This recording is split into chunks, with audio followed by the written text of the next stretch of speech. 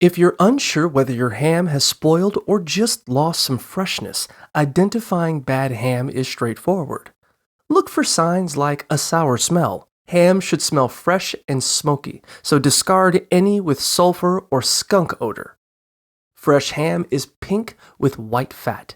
If you notice gray, green, or blue discoloration, the entire ham is unsafe to eat. A slimy or sticky texture indicates bacterial growth, and any mold, whether black, brown, white, or green, means it should be thrown out. Always check the expiration date. If it's past, do not consume the ham. For storage, wrap sliced ham tightly in plastic or foil and refrigerate it, while larger pieces should be stored in airtight containers or freezer bags.